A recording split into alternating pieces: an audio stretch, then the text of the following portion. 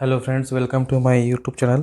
तो आज हम देखेंगे कि किसी भी प्रोजेक्ट एक्टिविटी में जो क्वेश्चन आता है कि सीपीएम और पर्ट डायग्राम बनाइए।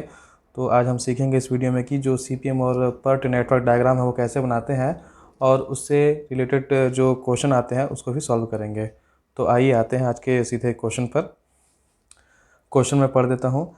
Question: project activity has several components as indicated below. Activity A B C D E F G H I predecessor dash dash A C C B and D combined से D and E भी combined है and F G H भी combined है।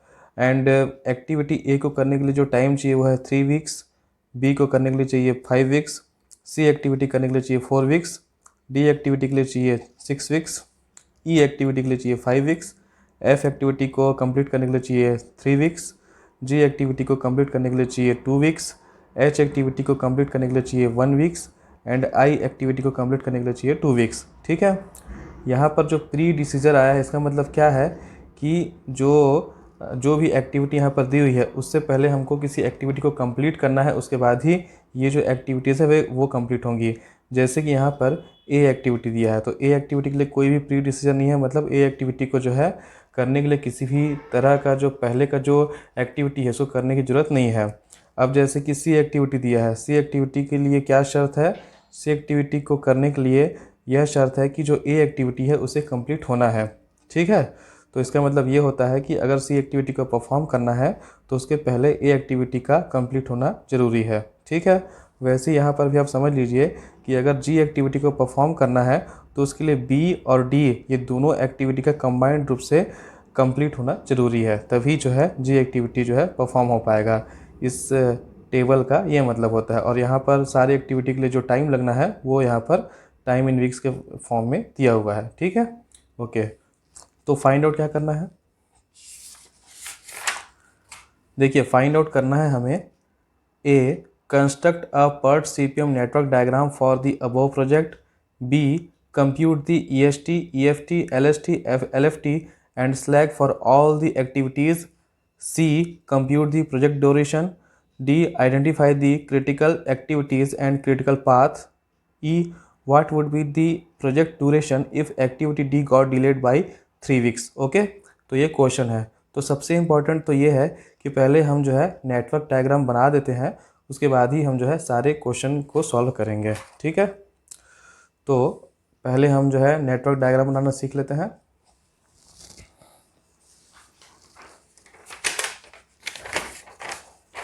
आप ये जो screen है इस स्क्रीन पर जो चार्ट है इसे आप अच्छे से देख लीजिए। ठीक है, क्योंकि जब मैं डायग्राम बनाऊंगा तो ये चार्ट आपको स्क्रीन पर दिखाई नहीं देगा, मैं सिर्फ आपको बना के बताऊंगा कि इसे कैसे बनाते हैं। ठीक है, तो इसे आप देख लीजिए या या फिर इसका वीडियो में स्क्रीनशॉट लेकर के अलग से सेव कर लीजिए। ओके, तो आइए बनाते हैं नेटवर्क डायग्राम।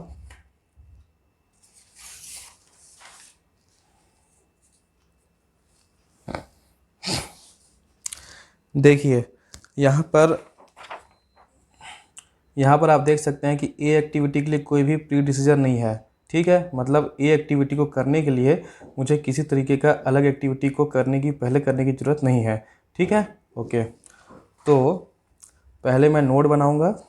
ठीक है, ये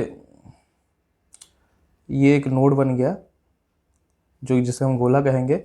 ठीक है, और इसके बाद हम जो है एक एरो जैसा यहाँ पे बनाएंगे।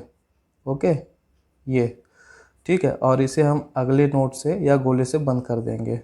अब इसे हम नाम देंगे ए एक्टिविटी। ठीक है, अब ए एक्टिविटी को करने में कितना टाइम लगा था? 3 वीक्स। तो यहाँ पर ब्रैकेट में लिख सकता हूँ इसे 3 वीक्स। ठीक है। ओके ओके, नेक्स्ट क्या है? नेक्स्ट है बी एक्टिविटी। बी एक्टिविटी के लिए भी कोई प्री डिसीजर नहीं है। ओके, तो बी एक्टिविटी को मैं ऐसा एक बना सकता हूँ।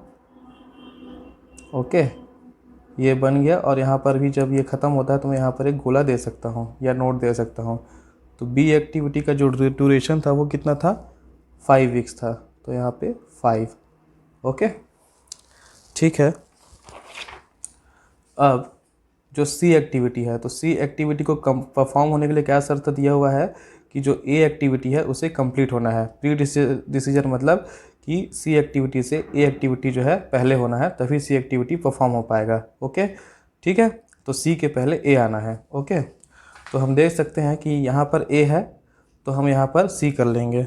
ठीक है, तो ये मैंने एक ऐसा एरो जैसा बनाया। ओके, और इसे सी नाम दे दिया। सी में ड्यूरेशन है 4 वीक्स, तो ये 4 वीक्स हो गया। और सी जो है सी के पहले क्या है, ए है एज पर दी क्वेश्चन। ठीक है, ओके। अब जो है और क्या दिया है, जो डी एक्टिविटी है, डी एक्टिविटी भी ए के पहले परफॉर्म होना है। ओके, तो मैं यहाँ पर देख सकता हूँ कि जो डी एक्टिविटी है यहाँ पे अगर मैं परफॉर्म करूँगा तो वो ए के पहले होगा। ठीक है, बट यहाँ पर एक और चीज़ भी है कि जो डी एक्टिविटी है वो बी के साथ कंबाइंड है। बी और डी जो है एक साथ कंबाइंड है। ठीक है, तो मतलब डी एक्टिविटी ए के पहले होगा, लेकिन जो डी एक्टिविटी का जो आएगा एक्टिविटी वो बी के साथ भी कंबाइन करना है। तो मैं अगर इसे ऐसा एक इसे मिला दूँ तो बी और डी, ये डी हो गया, डी का जो ड्यूरेशन है वो 6 वीक है। ओके, तो बी और डी यहाँ पे कंबाइन भी हो गए और डी जो है ए के पहले भी हो गया। ठीक है, जैसा आपको टेबल में दिया आपको वैसे ही फॉलो करना है। ठीक है, तो ये सिंपली बन जाएगा। अच्छा, अब ये डी तक तो हो गया। ई जो है ई जो एक्टिविटी है वो तभी परफॉर्म होगा जब सी जो है परफॉर्म हो चुका रहेगा। ठीक है, ई के लिए प्री डिसीजर क्या है, सी है। ठीक है, तो अब मेरा ई जो है यहाँ पे आएगा। ठीक है, लेकिन क्वेश्चन में हमको ये भी देखना है कि वो किसी के साथ कंबाइंड तो नहीं है। तो हम देख सकते हैं कि जो ई एक्टिविटी है वो डी के साथ कंबाइन है। ठीक है, ये भी आपको ध्यान रखना है, तभी आप सही तरीके से नेटवर्क बना पाएंगे। तो जब ये जो ई है वो डी के साथ कंबाइन है, तो मैं क्या करूँगा ये डी मेरा यहाँ पर है तो मुझे ई को कंबाइन करना है। तो मैं क्या करूँगा, यहाँ पर मैं ऐसा एक एरो बनाऊँगा। ठीक है, जिसे हम नाम देंगे ई। ठीक है, ई का जो ड्यूरेशन है वो 5 वीक्स है। यहाँ पर ये ऐसे कर दिया हमने। ठीक है, तो और यहाँ पर एक नोड आ गया। अब जो है डी और ई कंबाइन है, तो यहाँ पे कंबाइन करने के लिए अब ये दोनों अलग अलग दूर में है, तो लेकिन इसको कंबाइन भी करना है, तो इसके लिए मैं क्या करूँगा, एक डमी ड्रॉ करूँगा। इसे हम बोलेंगे डमी। ठीक है, ये जो हिडन या डैश लाइन में जो है ये जो एरो बना है इसे हम कहेंगे डमी। ठीक है, तो इसका मतलब क्या होता है, डी और ई जो है कंबाइन हो गए। राइट, ओके, तो ये ई हमारा ड्रॉ हो गया। अब ई के बाद क्या बोला गया है, एफ जो है एफ के पहले क्या है, सी है। ठीक है, एफ के पहले क्या है, सी है। तो एफ हम ड्रॉ करेंगे तो एफ जो है हमारा इधर हो जाएगा। ये हमारा एफ हो गया। ठीक है, ये एफ हो गया। एफ का जो ड्यूरेशन है वो है 3 वीक्स। ठीक है, ओके। नेक्स्ट हम देखते हैं एफ के बाद क्या है। एफ के बाद जी है। जी एक्टिविटी तभी परफॉर्म होगा जब बी और डी कंबाइंड रूप से परफॉर्म हो चुके होंगे, यानी कि जी का जो प्री डिसीजर है वो क्या है, बी और डी है। ठीक है, तो जी के पहले बी और डी रहना है। ठीक है, तो यहाँ पर देख सकते हैं कि यहाँ पर बी और डी ये नोड है और उसे जी के पहले रहना है। ठीक है, तो इसके लिए हम क्या कर सकते हैं, हम ये कर सकते हैं कि अब मुझे यहाँ से एक एरो लेना पड़ेगा। ठीक है, एरो लेना पड़ेगा, लेकिन जो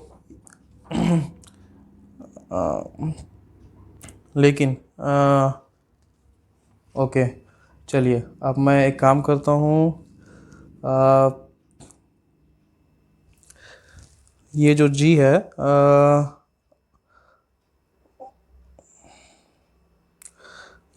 पहले इसे ये देख लेते हैं कि जो जी है ये किसी के साथ कंबाइंड तो नहीं है। तो यहाँ पर आप देखेंगे ये जो जी है एफ जी एच के साथ कंबाइंड है। ठीक है, तो मैं जी को यहाँ कहीं भी नहीं ले सकता हूँ, मुझे इसे इस एफ के साथ मिलाना पड़ेगा। क्यों मिलाना पड़ेगा, क्योंकि जो G है वो F के साथ मिला हुआ है और H भी साथ में है, बट अभी हमारे पास केवल F है। तो ये जो F है इसे अगर मैं मिला दूं G से, क्योंकि G हमारा यहीं से निकलेगा, क्योंकि जो G है वो B और D के पहले है, क्योंकि जो G है वो B और D के बाद में है। ठीक है, तो ये G हमारा निकला और ये एज़ पर द क्वेश्चन किससे कंबाइन होना है, F से होना है कंबाइंड। ठीक है, तो इससे हमने ऐसे कर दिया। ठीक है, और इसे नाम दे दिया G। ठीक है, G का ड्यूरेशन कितना है, 2 वीक्स, ये हो गया। ठीक है, उसके बाद G हो गया। अब G के बाद हम देख सकते हैं कि जो H है, H जो है कब परफॉर्म होता है, जब D और E परफॉर्म हो चुके रहते हैं कंबाइंड रूप से। ठीक है, तो यहाँ पर हम देख सकते हैं ये D है और ये E है, या आप कह सकते हैं D और E कंबाइंड रूप से ये है। ठीक है, तो जो H है वो D और E के पहले आता है। ठीक है, लेकिन हम क्वेश्चन में ये भी देख सकते हैं कि जो H जो आया है D और E के पहले, ये H यहाँ भी है ना, यानी कि FGH साथ में है। तो यहाँ पर FG है, मतलब यहाँ पर H होगा, तो इसे हम सीधा ऐसे ड्रॉ कर लेंगे, मिला देंगे। ठीक है, और जो H है वो D और E के पहले है, ये हमारे शर्तों को पालन कर रहा है। तो ये आ जाएगा H का ड्यूरेशन है 1 वीक। ओके, ये आ गया। ठीक है, अब नेक्स्ट हमारा जो क्वेश्चन आ रहा है, नेक्स्ट जो हमारा टेबल में दिया वो क्या दिया है, आई जो है FGH से, आई जो है FGH के बाद में है, मतलब FGH जो है प्रीडिसीजर है। ओके, तो FGH ये तीनों कंबाइंड यहाँ पर है, और यहाँ पर जो है ये आई जो है आ जाएगा यहाँ पर, ये ऐसा। ठीक है, यहाँ पर आई का जो ड्यूरेशन है वो है 2 वीक्स, राइट। ठीक है, तो ये हो गया। अब यहाँ पर हम, ये हमारा जो है नेटवर्क डायग्राम जो है फुलफिल हो गया। ठीक है, अब हमको जो है यहाँ पे EST निकालना है और LFT निकालना है। ठीक है, EST और LFT निकालना है, तो वो कैसे निकालेंगे, तो EST पहले निकालते हैं। ठीक है, तो उसके लिए क्या करेंगे, ये हम यहाँ पे 2 ठो बॉक्स बनाएंगे। ठीक है, ये 2 बॉक्स ऐसे बनाएंगे, ऐसा जितने भी गोले हैं उसके पास में बॉक्स बनाएंगे। ठीक है, तो अभी हमको जो है बॉक्स में लेफ़्ट साइड का भरना है। ये जो लेफ़्ट साइड है इसका मतलब क्या होता है, EST। ठीक है, तो EST जो है हमको फाइंड आउट करना है। EST मतलब अर्लीस्ट स्टार्ट टाइम। ठीक है, तो अभी EST क्या होगा, 0 होगा, क्योंकि अभी स्टार्ट नहीं हुआ है। ठीक है, अब आगे बढ़ेंगे, हमको फॉरवर्ड डायरेक्शन में जाना है। ठीक है, तो इधर जाएंगे तो इस गोले के ऊपर, मैंने कहा कि गोले के ऊपर लेना है, यानी कि नोड के ऊपर लेना है। तो 0 + 3 कितना हो जाएगा, 3 हो जाएगा, राइट। अब यहाँ पर आगे बढ़ेंगे, इधर की ओर जाएंगे, इधर में अपना हो जाएगा 4 और 3 7 हो जाएगा। अभी केवल लेफ़्ट साइड को ही ले रहे हैं बॉक्स में। ठीक है, अब आगे और बढ़ेंगे। ठीक है, अब आगे बढ़ते हैं तो हम देख सकते हैं कि इस गोले में एक ही इनपुट है, बट इस गोले में हम देख सकते हैं कि इधर से 3 जगह से इनपुट इसको मिल रहा है, तो तीनों में से कोई एक लेना पड़ेगा। अब इसमें नियम ये है कि जब भी हम EST लेंगे या जब भी हम फॉरवर्ड डायरेक्शन में जाएंगे, तो जो वैल्यू मैक्सिमम वैल्यू आएगा उसी को लेना है। ठीक है, तो आइए देखते हैं किसका वैल्यू मैक्सिमम आता है। तो यहाँ पर देखते हैं, यहाँ पर यहाँ तक हमने जोड़ दिया है, तो 7 और ये 3 अगर हम करते हैं तो यहाँ पे 10 आता है, राइट। अब ये फर्स्ट इनपुट हो गया। सेकेंड इनपुट में हम देख सकते हैं क्या आता है। सेकेंड इनपुट देखेंगे तो यहाँ तक हमने कर लिया, 7 हो गया, 7 और यहाँ पर 5 12, 12 के बाद फिर ये 1 हो गया 13। ठीक है, सेकंड में 13 आ रहा है। ठीक है, उसके बाद थर्ड इनपुट ये है, तो थर्ड इनपुट में हम देख सकते हैं, थर्ड इनपुट में अगर हम इधर से आएँ, ठीक है, तो ये 5 और 2 7 हो रहा है। ओके, और अगर इस लाइन से लेते हैं तो ये 3 और सॉरी, जब इस लाइन में आते हैं तो ये 5 और 2 7 हो रहा है। ठीक है, तो यहाँ पर हम देख सकते हैं कि जो मैक्सिमम है वो क्या है, वो है 13। तो हम यहाँ पर क्या लेंगे, मैक्सिमम वैल्यू लेंगे, तो ये आ जाएगा 13। ठीक है, उसके बाद नेक्स्ट आगे भी वैसे ही करेंगे, 13 + 2 15। Okay, simple. तो अभी जो हमने कैलकुलेट किया है वो है EST। ठीक है, मैं यहाँ पे लिख देता हूँ, ये है EST। ठीक है, ओके, अर्लीस्ट स्टार्ट टाइम। ठीक है, अब हम क्या करेंगे, LFT फाइंड आउट करेंगे, यानी कि latest finish time find out करेंगे। ठीक है, तो उसके लिए क्या करना पड़ेगा, हमको जो है एंड से चालू करना पड़ेगा। अभी हमने यहाँ से स्टार्ट किया था, अब हमको एंड से चालू करना पड़ेगा। ठीक, ओके। तो ये जो 15 है LFT में यहाँ भी 15 हो जाएगा, सेम सेम वैल्यू हो जाएंगे। ठीक है, इसे आपको बिना सोचे समझे रख देना है। अब हम क्या करेंगे, जब हम रिवर्स डायरेक्शन में जाएंगे तो हम जो है माइनस करते हुए जाएंगे, जो ड्यूरेशन है उसे हम माइनस करेंगे। अभी हमने प्लस किया था, अब हमको केवल जो है माइनस करते हुए चलना है। ठीक है, तो 15 में से 2 गया, कितना हो जाएगा 13, तो यहाँ पर आ जाएगा 13। ठीक है, जस्ट मिनट, मैंने यहाँ पर और यहाँ पर जो है EST छोड़ दिया है, तो मैं यहाँ पर भी पहले वैल्यू पुट कर देता हूँ, उसके बाद फिर हम LFT करेंगे। तो यहाँ पर क्या हो जाएगा, अभी देखिए हमने केवल ये डायरेक्शन में चला था, EST के लिए बोल रहा हूँ। ओके, अभी इस डायरेक्शन का बच गया था, तो इसको कर लेते हैं। तो इस डायरेक्शन में भी हम देख सकते हैं 0 + 5 क्या हो जाएगा, 5 हो जाएगा। ओके, और ये जो नोड है ये भी छूट गया था, तो यहाँ पर भी अपन कर लेते हैं, यहाँ पर भी कर सकते हैं। 7 और 5 12 था, तो यहाँ 12 हो जाएगा। अभी ये कंप्लीट है। ठीक है, अब अपन आते हैं LFT पर। LFT मैंने क्या बताया, यहाँ पे 15 हो जाएगा, 15 - 2 करेंगे 13 हो गया। ठीक है, अब 13 में से अब 13 में से जो है 3 जाएगा, ये 3 जा रहा है यहाँ पे, तो यहाँ पे हो जाएगा 10। ठीक है, ओके। लेकिन यहाँ पर मैंने बताया, यहाँ पर 2 इनपुट है, एक इधर से आ रहा है, एक इधर से आ रहा है। ठीक है, ओके। तो अपन क्या करेंगे, 13 में से 3 गया 10 तो हो गया, बट यहाँ से भी देख लेते हैं यहाँ से कितना वैल्यू हमको मिल रहा है। तो यहाँ से हम देखेंगे 13 में से 1 गया 12 में से 5 गया 7, तो मतलब ये हो गया कि हमारा जो मिनिमम वैल्यू आ रहा है वो है। ठीक है, तो हमको यहाँ पे डालना है। देखिए, रिवर्स डायरेक्शन में हमेशा माइनस होता है, और रिवर्स डायरेक्शन में जो भी वैल्यू लेंगे हम मिनिमम वैल्यू लेंगे। अभी हम जो है 13 -3 कर रहे थे, 10 आ रहा था, ये ज़्यादा हायर साइड का वैल्यू था, बट हमने 13 - 1 किया, ये 12 हुआ, 12 में से 5 गया 7, मिनिमम वैल्यू आया। तो मिनिमम वैल्यू क्या है, 7 आया, तो हमने उसको लिया है। ठीक है, तो रिवर्स डायरेक्शन में जो मिनिमम वैल्यू है वो लेना है। ठीक है, ओके। अब ये 7 में से 4 गया, कितना हो गया, 3 आएगा यहाँ पे। अब 3 में से 3 गया, 0 हो जाएगा। Okay, okay. अब ये वाला बच गया। ठीक है, तो 13 में से 1 गया, ये 12 हो जाएगा। ठीक है, अब इस लाइन का बच गया। ठीक, देखिए अब हमें जो है ये वाला वैल्यू फाइंड आउट करना है। ठीक है, अभी हमारे सारे वैल्यूज़ हो गए हैं, ये वाले बस बचे हुए हैं। ठीक है, तो इसके लिए हम क्या करेंगे, ये जो एरो है, ये एरो सीधा यहाँ पे आ रहा है, तो 13 - 2 कर लेंगे तो 11 हो जाएगा। ठीक है, तो इस तरीके से EST और LFT फाइंड आउट कर सकते हैं। तो यहाँ पे मैं लिख देता हूँ, ये जो हमने राइट साइड में फाइंड आउट किया है ये है LFT। ओके, ठीक है, तो इस तरीके से जो है आप नेटवर्क डायग्राम जो है बना सकते हैं। ओके, चलिए, तो मैंने आपके लिए नेटवर्क डायग्राम अलग से बनाया हुआ है, आप उसे देख लीजिए और उसे आप जो है नोट कर लीजिए। ये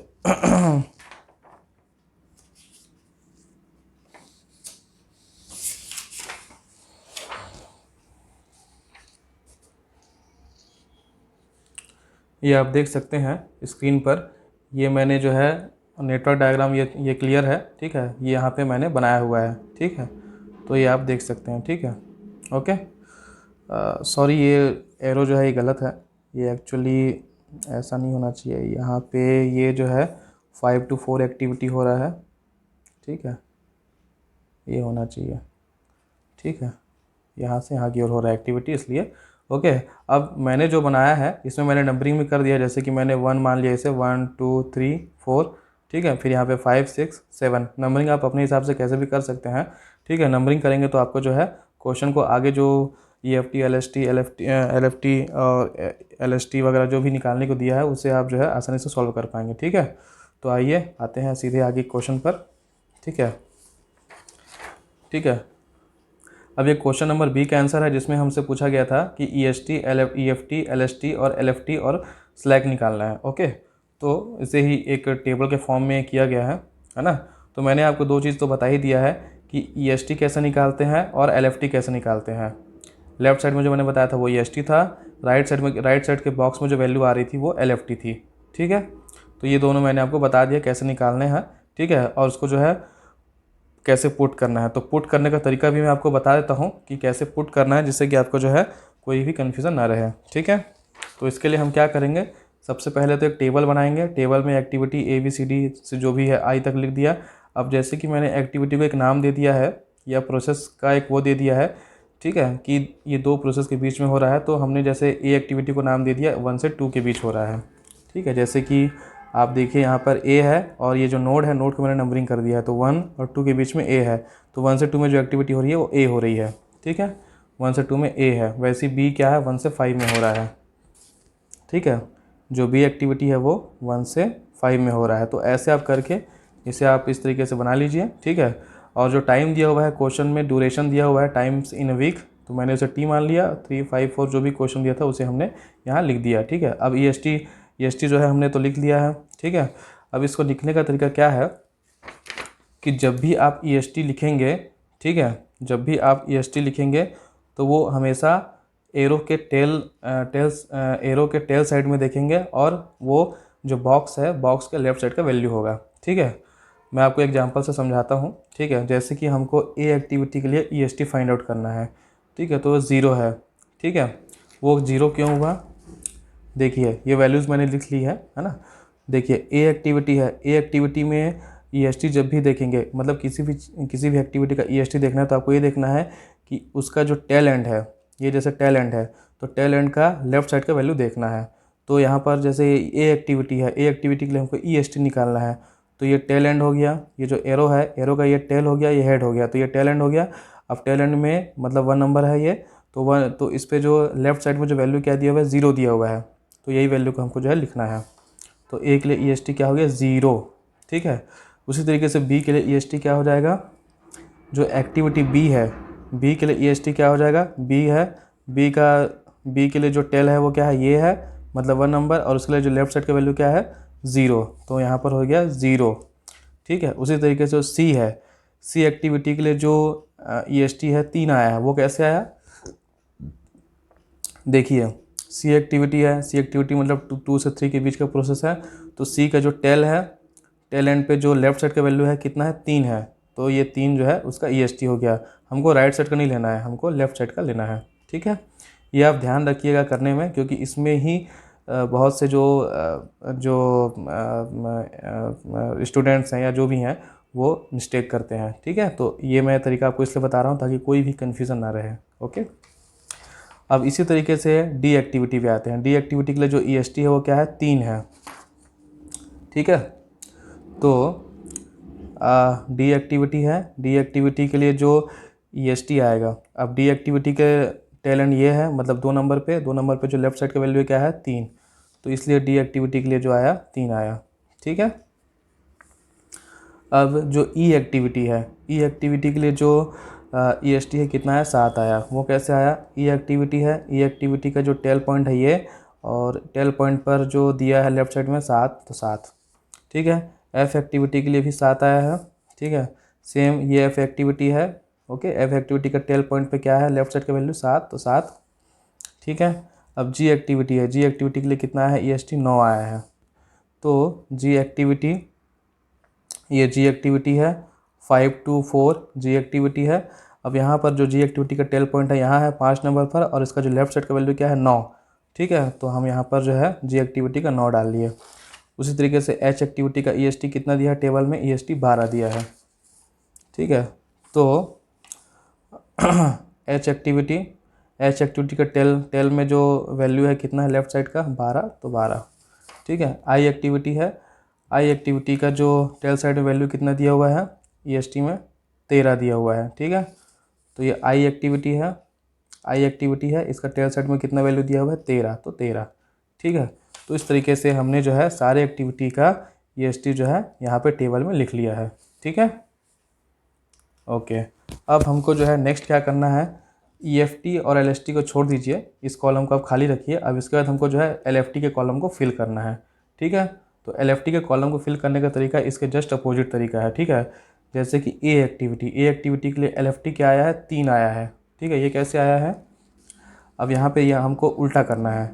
देखिए ए एक्टिविटी है, ए एक्टिविटी में जो एरो है, एरो का अब हमको जो है LFT में हेड लेना है। पहले हम टेल ले रहे थे, अब हमको हेड लेना है। हेड में राइट साइड का देखना है। ठीक है, तो ए एक्टिविटी का जो हेड है, हेड के राइट साइड में क्या है 3 है, तो ये 3 आ जाएगा। ठीक है, ऐसे करना है।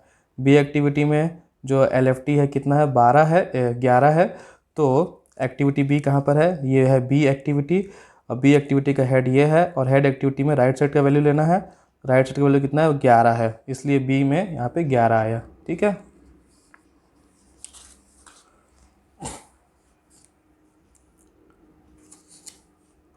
अब सी एक्टिविटी में कितना आया है, LFT 7 आया है। ये कैसे आया, सी एक्टिविटी में जो हेड है, हेड के राइट साइड में कितना है, 7, तो 7। ठीक है, इसलिए सी में 7 आया है। ओके, डी एक्टिविटी में जो LFT है वो आया 11। ठीक है, तो ये जो है ये डी एक्टिविटी है। डी एक्टिविटी में हेड ये है, और हेड एक्टिविटी में जो राइट साइड का वैल्यू है 11, तो 11, इसलिए डी में जो है 11 आया है।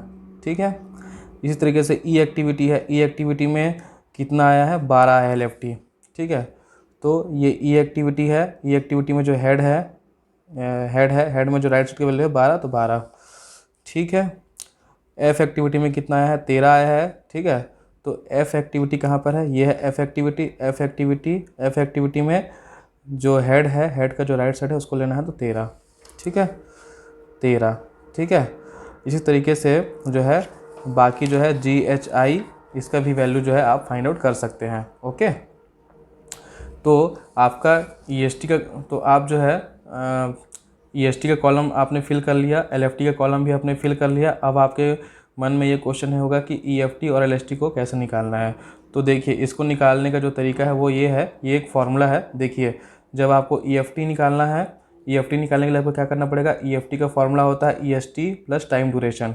ठीक है, तो जब भी आप EFT निकालें तो उसके लिए आपको जो EST है वो उसके साथ में जो है आपको टाइम जो है जोड़ना पड़ेगा।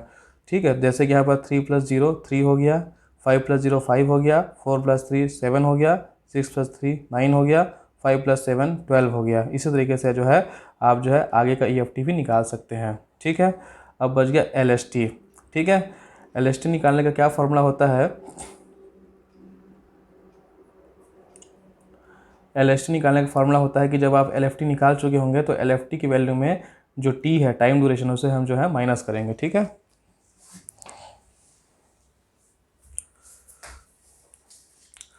तो LFT जैसे कि एग्जांपल, LFT जैसे यहाँ पर जैसे कि LST आपको निकालना है। ठीक है, तो LST निकालने क्या करना पड़ेगा, जैसे यहाँ पर आपको LFT फाइंड आउट हो चुका रहेगा, तो LFT यहाँ पर 3 है, और 3 में जो टाइम ड्यूरेशन 3, उसे हम माइनस करेंगे। 3 और 3 माइनस हुआ तो 0 आ जाएगा। ठीक है, उसी तरीके से सेकंड कॉलम में देखते हैं। सेकंड में क्या है, आपका जो LFT है वो कितना है, 11 है। 11 में से अगर हम टाइम ड्यूरेशन जो 5 है उसे माइनस करेंगे, 11 में से 5 गया, 6 आएगा। ठीक है, उसी तरीके से आगे चलते हैं। 7 में से 4 गया तो कितना आ जाएगा, 3 आ जाएगा। इसी तरीके से जो है LST जो है फाइंड आउट कर सकते हैं। ठीक है, ओके ओके, अब ये हमने जो है LST निकाल लिया। अब लास्ट में हमको निकालना है स्लैक कैसे निकालना है। ठीक है, स्लैक, या जिसे हम जो है फ्लोट भी बोलते हैं। ठीक है, तो स्लैक निकालने का क्या तरीका है, LST में से या तो EST माइनस करिए, या तो LFT में से EFT माइनस करना है। ठीक है, दोनों में से कोई भी एक मेथड लेना है और उसे हमें जो है माइनस करना है। ओके, अब एग्जांपल के लिए, जैसे कि यहाँ पर A एक्टिविटी के लिए स्लैक निकालना है। ठीक है, तो A एक्टिविटी के लिए जो LST आया कितना है, 0 आया, और जो EST आया वो भी 0 आया, तो 0 - 0 जो है 0 हो गया। ठीक है, उसी तरीके से B एक्टिविटी के लिए हम देख लेते हैं। B एक्टिविटी के लिए LST कितना आया था, LST आया था 6, और यहाँ पर EST आया था 0, तो 6 - 0 मतलब 6 हो गया। ठीक है, उसी तरीके से आगे बढ़ते हैं। C एक्टिविटी के लिए LST कितना था, LST था 3, और EST था 3, तो 3 और 3 क्या हो गया, 0 हो गया, माइनस होकर के 0 हो गया, 0। इसी तरीके से बाकी एक्टिविटी का भी हम जो है स्लैक वैल्यू या फ्लोट वैल्यू निकाल सकते हैं। ठीक है, तो जब निकालेंगे तो ये सारा वैल्यू जो है आएगा। ठीक है, ओके, तो ये एक आपका जो है टेबल जो है ड्रॉ हो जाएगा। ओके, अब नेक्स्ट पूछा है क्वेश्चन में कि इतनी सारी जो एक्टिविटीज़ करेंगे उसका जो है प्रोजेक्ट का ड्यूरेशन क्या होगा। ठीक है, तो प्रोजेक्ट का ड्यूरेशन निकालने के पहले अपने को ये निकालना पड़ेगा कि इसमें जो है क्रिटिकल पाथ क्या है, वो निकालना पड़ेगा। ठीक है, तो क्रिटिकल पाथ आपको नेटवर्क डायग्राम देखने की ज़रूरत नहीं है, आप चाहो तो इसी से निकाल सकते हो। देखिए, यहाँ पर जो भी स्लैक में वैल्यू 0 रहेगा वही हमारा क्रिटिकल पाथ होगा। 0 0 0 0, यहाँ 4 जगह 0 आया है। ठीक है, सॉरी, 5 जगह यहाँ पे 0 आया है, तो यही एक्टिविटी को जो है हमें जो है शो करना है कि यही जो है क्रिटिकल एक्टिविटी है। ठीक है, तो जैसे कि यहाँ पर स्लैक में ए, तो हमने यहाँ पर लिख दिया क्रिटिकल पाथ में ए, फिर 0 किस में आया, सी में आया है, तो सी में सी आ गया यहाँ पे। ठीक है, फिर उसके बाद ई में 0 आया है। ठीक है, तो यहाँ पर ई आ गया, फिर 0 किस में आया है, एच में आया है, तो एच आ गया, और फिर 0 किस में आया है, आई आया है, तो ये आई आ गया। ठीक है, तो ए सी ई एच आई ये जो है हमारा जो है क्रिटिकल पाथ हो गया। ठीक है, अब इसको मैं आपको नेटवर्क डायग्राम में दिखा देता हूँ। हमारा जो क्रिटिकल पाथ क्या आया था, ए सी ई एच आई आया था। ओके, तो मैंने यहाँ पर अलग से रेड कलर में एक एरो लगा के शो किया है, ए सी ई एच और आई, मतलब यहाँ से यहाँ तक जो है ये क्रिटिकल पाथ होगा। एक्चुअली ये शो क्या करता है, क्रिटिकल पाथ ये शो करता है कि आपका जो प्रोजेक्ट है वो मिनिमम से मिनिमम कितने टाइम में कंप्लीट हो जाएगा, इसमें कोई भी डिले टाइम नहीं होना चाहिए। यही आपका क्रिटिकल पाथ शो करता है। मतलब इस प्रोजेक्ट को कंप्लीट होने में अगर हमको कोई पूछे कि मिनिमम कितना टाइम लगेगा, तो उसके लिए हम क्या करेंगे, उसके लिए जो हमको जो है जितनी भी एक्टिविटीज़ दी हुई हैं इन सारे का ड्यूरेशन जोड़ना पड़ेगा, तो हमको जो है प्रोजेक्ट ड्यूरेशन मिल जाएगा। जैसे कि एग्जांपल के लिए ए का ड्यूरेशन कितना था, 3 था, तो यहाँ पर हमने 3 लिखा, प्लस किया। सी में कितना था, सी में 4 था, ये 4 लिखा हमने। ई में कितना था, ई में था 5, तो ये हमने 5 किया। एच के लिए कितना ड्यूरेशन था, एच के लिए था 1, तो 1 किया। प्लस आई के लिए ड्यूरेशन कितना था, 2, यहाँ पे हमने 2 लिखा। इनको जोड़ेंगे तो कितना आएगा, 4 3 7 5 12, 12 और 1 13, 13 और 2 15, 15 वीक आया। तो ये हमारा जो है प्रोजेक्ट ड्यूरेशन आ जाएगा 15 वीक। ठीक है, यही हमारा मिनिमम टाइम होगा इस प्रोजेक्ट को करने के लिए। ठीक है, तो इस तरीके से जो है प्रोजेक्ट ड्यूरेशन जो है निकाल लेते हैं। ओके, अच्छा, लास्ट क्वेश्चन पे अब आते हैं।